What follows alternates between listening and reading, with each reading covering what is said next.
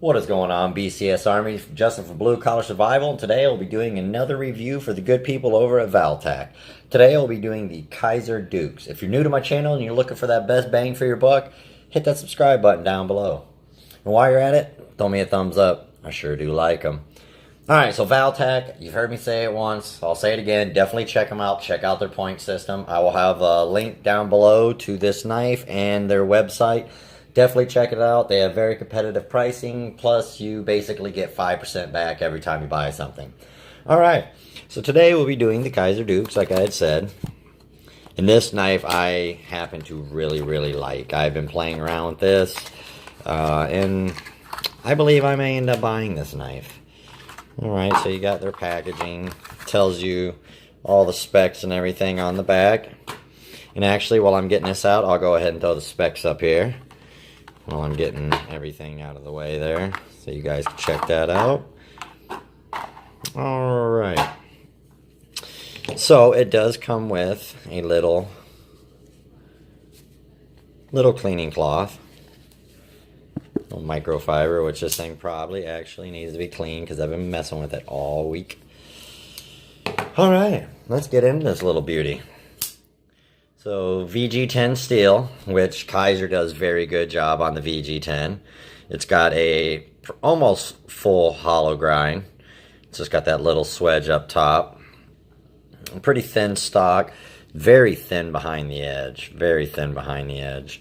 It's a very good cutter. Not a fingered choil here, more of a sharpening choil, but if you had to get up, you could get up on it. I do really like it. It feels really good in the hand, and you know what? Let's go ahead and get into the point system. I just thought I'd show you guys a go around a little bit. So let's go ahead first off. So what do we have? Edge retention. Edge retention I gave a 2.5. I will throw a chart up here to show the VG10 where it sits. Sits in a decent range, but VG10 has excellent corrosion resistance. So, decent edge retention on it. Ease of sharpening, I gave a 4. I believe. Yep, I gave a 4. There's nothing to it. VG10 sharpens like nobody's business. Easy to put a wicked edge. And there's no recurves or anything on there. There is a slight, you can kind of see it on right around here where it kind of recurves on the belly just a very slight bit. Plunge grind wise, if they would have got, I think the choil could have come off just a little more and they would have nailed that. Plunge grinds just a little bit off, so stones you may end up getting a smile up there. So edge retention I gave a 4. And then we go to the fit and finish. Fit and finish I also gave a 4. Everything about this, the G10, the mill G10, pocket clip, that doesn't go to fit and finish. That'll come later. Lock up on it, you're looking at a good 45 to 50%. Still a lot of life in there. Very thin liner, but it's a very small knife. I mean, weighing in at what, 2.69 ounces. And actually, before I get too far into this, we'll just go ahead with it. I'm not going to even do any knife comparisons on this one. Alright, so internals I gave a 4. It is running on bearings. Lockup is really good. Action is good. You got hollowed out liners. Everything internally is extremely well. All the hardware is deep weld. So that's good. In hand, I gave it a 4. It's good in the hand. If you have larger hands, it may become a little bit of an issue with my medium hands. As you can see, you're about to the end of the line. So maybe if a larger handed person might have a little issue and there's no lanyard hole to add on to that, you could probably put one on the back barrel there. Yeah, you got plenty of room for the barrel. Nice centering on it. But in hand, yeah, I gave a 4. Function and workability, I gave a 4 as well. This thing goes through cardboard great. Easy to hold, no hot spots or anything. No jimping on it. Not really needed any jimping. Just due to the size of the knife, it's really easy to keep a grip on.